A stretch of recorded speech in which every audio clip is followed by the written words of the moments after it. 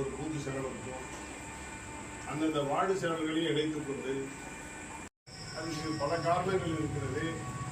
அதெல்லாம் இப்போ நம்ம பேசிக்கொண்டிருக்க வேண்டிய அவசியம் இல்லை. அதிகமான வாக்குகளை பெற வேண்டும் என்கிற ஒரே குறிக்கோள் தான், ஒற்றை சொல்லுதான். கிடைக்கக்கூடிய வாக்குகள் எந்தெந்த வீட்டிலிருந்து கிடைக்கிறது, எந்தெந்த வீட்டு வாக்குகள் நமக்கு அறவே கிடைக்காது, எந்த முயற்சி எடுத்தாலும் கிடைக்காது, அது அந்த ஓட்டு நமக்கு வராது, அதை விட்டு விடுங்கள். நடுநிலையாளர்கள் என்று யாரை நீங்கள் கருதுகிறீர்களோ அவர்களோடு நீங்கள் கலந்து பேசி வீட்டில் போய் உட்கார்ந்து பேசணும். பொதுவாக நம்ம நண்பர்கள் தேர்தல்ங்கிறத எப்படி வச்சிருக்காங்க அப்படின்னா, கடைசி முதல்வரையா தேர்தல் 30 ஓட்டு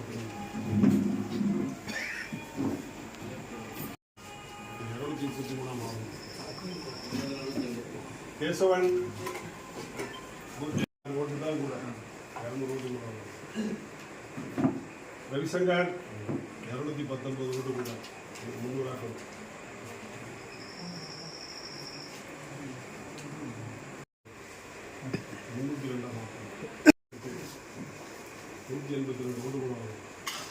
செல்லுமணி 83 கம்மியாக இருக்கும், 83 ப்ளஸ் ஆகும். பிரகாஷ்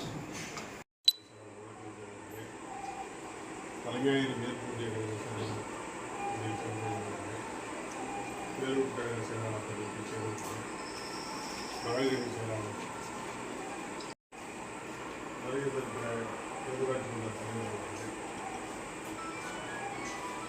அனைவருடைய பதிவாளர்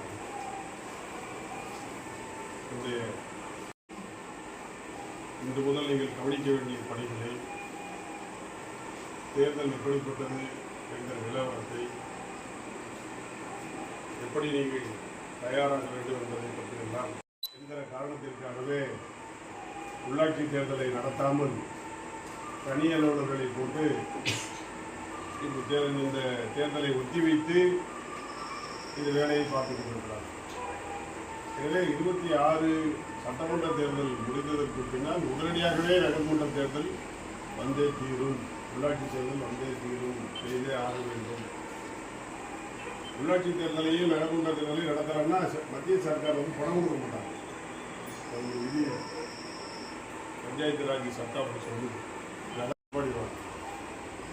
அதனால உங்களில் ஒருவர் நகர்மன்ற உறுப்பினராக ஒவ்வொரு பூத்திலும் ஒவ்வொரு வார்டிலும் 15 வார்டிலும் 15 பேர் தேர்தலில் போட்டியிடுகிற கட்டாயம் இருக்கிறது.